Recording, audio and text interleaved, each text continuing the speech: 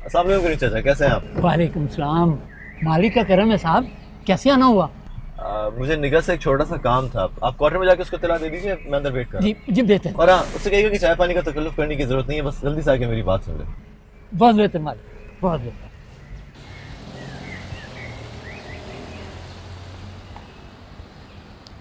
हमाद भाई, आपने तो मेरी जान ही निकाल दी थी, और वो ईमान ही है जो उस दिन निकाह वाले दिन आपसे टकराई थी।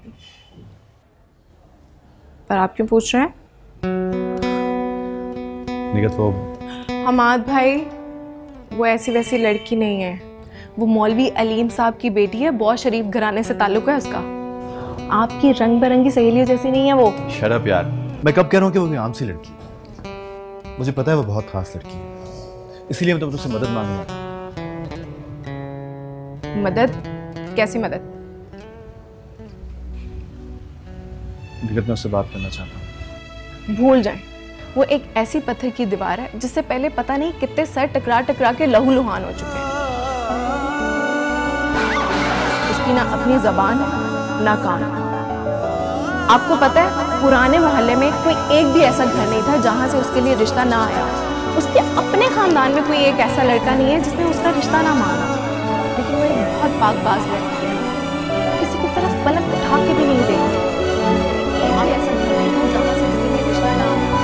उसके अपने खानदान में कोई एक ऐसा लड़का नहीं है जिसने उसका रिश्ता ना मांगा।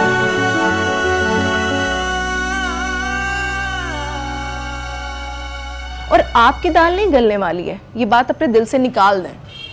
तो फिर तुम किस मर्ज की दवा हो यार? निकी कोई मदद तो कर सकती होगी मेरी। हमाद भाई, अब मैं आपको कैसे समझाऊं कि वो वाकई बहुत मुख्तलिफ लड़की है। किसी नामहरम से बात करना तो दूर, आज तक किसी गैर का साया नहीं पड़ा उसके ऊपर। उसने अपनी सारी तालीम अपने घर की चार दीवारी में मुकम्मल की है। हमाद भाई, आपकी जरा सी भूल मेरी सबसे प्यारी सहेली को सारी उम्र के लिए मुझसे दूर कर सकती है। ठीक है, इसका मतलब है तो मेरी मदद नहीं कर सकती। यही उम्मीद थी मुझे तुमसे। तुम मेरी हेल्प नहीं करना चाहती ना तो ना करो, मैं खुद ही कुछ सोच लूंगा। जा रहा हूँ, बाय। हमाद भाई रुके तो सही। अच्छा बोले क्या करना है? ये हुई ना बात। बैठो इधर। अरे बैठो।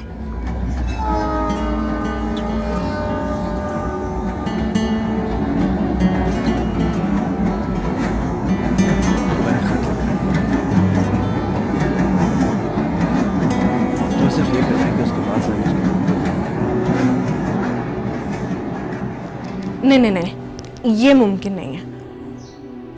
ठीक है, मुझे आपके जज्बे की सच्चाई पर यकीन आ गया है, लेकिन ईमान तक ये बात पहुंचाना, वो भी खत या रुक्के के जरिए, नामुमकिन है।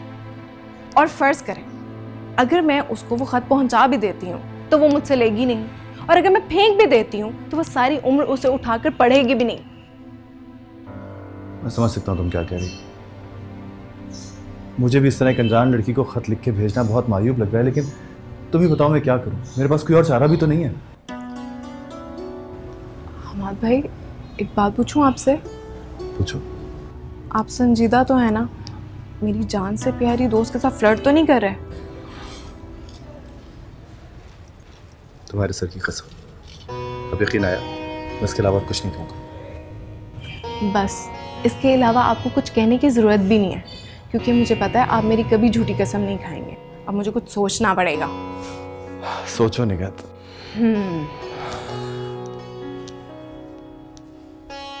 मेरे दिमाग में आइडिया क्यों नहीं आ रहा? आप भी तो कुछ सोचे ना। तो और क्या करूं? एक आइडिया लेकर आया था, वो भी तुमने रिजेक्ट कर दिया। हमाद भाई, आइडिया? क्या? बोलो। लेकिन ईमान नाराज हो गई तो? लेकिन इसके अलावा मेरे पास कोई चारा भी तो नहीं है, और हया को भी इस प्लान में शामिल करना पड़ेगा। पहेलियां बुझवाती रहोगी या बताओगी भी? बताओ तो सही, प्लान क्या है? देखें, ईमान को किताबें बहुत पसंद हैं, और यहाँ पे रखी हुई किताबों के बारे में वो कई बार पूछ चुकी है, और मैंने उससे वादा भी किया था कि बाबा के हाथ में इस कमरे की चाबी मैं मंगवा लूंगी। अब आपने सब मुझे इस कमरे की चाबी देनी है। हाँ, दे दूंगा चाबी, लेकिन अभी तक तुम्हारा प्लान मुझे समझ में नहीं आया। हमाद भाई, मैं हया के हाथ ईमान को ये पैगाम भिजवाऊंगी कि वो यहाँ पर हवेली में आकर अपनी पसंदीदा किताबों को चुन के पढ़ सकती है। उसी टाइम पे आपको मैं बुला लूंगी। मौका देखकर आप उससे रूबरू होकर अपने दिल की बात कह देना। ग्रेट आइडिया, लेकिन एक मिनट, ये प्लान मुझे कुछ ठीक नहीं लग रहा। जब उसको पता चलेगा कि हमने धोखे से उसको यहाँ बुलाया तो बहुत गुस्से होगी यार। अब इतना खतरा तो मोल लेना ही पड़ेगा। और क्या पता मैं अपनी सबसे प्यारी सहेली हमेशा के लिए खो दूं। खैर, अब तख्त हो या तख्ता, बाजी तो आपको खेलनी पड़ेगी। खेलनी तो पड़ेगी।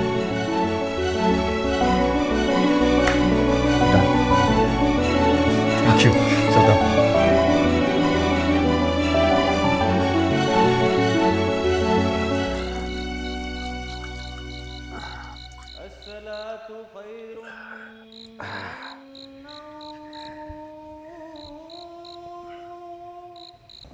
जीती रहो बेटा, अल्लाह तुम्हारे नसीब अच्छे करे।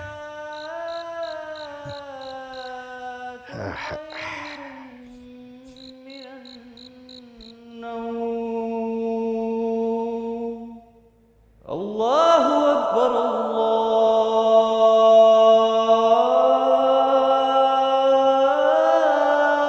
अल्लाहु अकबर।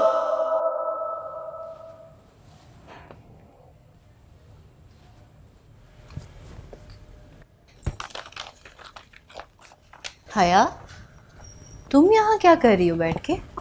कुछ नहीं, किताब पढ़ रही थी। ये अब निगत ने तुम्हें क्या लिख के भेज दिया? कान खोल के मेरी बात सुन लो, जब तक पहले वाली किताबें नहीं मिलेगी ना, मैं मजीद किताबें नहीं देने वाली। ये लो, एक वो बेचारी हैं जो आपकी फिक्र में घुलती जा रही हैं और आप हैं कि उन्हीं में बरस रही हैं। अच्छा सुने, निगत आपी ने पैगाम भिजवाया है कि इस जुमेरात वो पुरानी हवेली की लाइब्रेरी की सफाई कर रही हैं। अगर आपने कोई किताबें देखनी है तो आप आ जाएं, फिर ना जाने लाइब्रेरी की चाबी मिलती है या नहीं मिलती। अच्छा, पुराने कमरे की चाबी मिल गई, ये तो बहुत अच्छी बात है। मैं अब्दुल्ला भाई से कहती हूँ हमें जुमेरात को निगत के घर छोड़ दे। लेकिन हया, अब्बा को मनाना तुम्हारा काम है। मुझे पता है वो मान जाएंगे, लेकिन पता नहीं क्यों जब कभी भी हम दोनों बाहर जाती हैं अजीब सी परेशानी लग जाती है उनको। अब्दुल्ला भाई को कहने की कोई ज़रूरत नहीं है, वो तो हर वक्त हवा के घोड़े पे सवार रहते हैं। जल्दी का शोर मचा देंगे और हम सही से किताबें भी नहीं देख सकेंगे। हम ऐसा करेंगे, अम्मी को साथ ले जाएंगे। अब तो उनकी तबीयत भी ठीक हो गई है और इस तरह अब्बा को भी इत्मीनान रहेगा। हाँ, ये बहुत अच्छी बात है।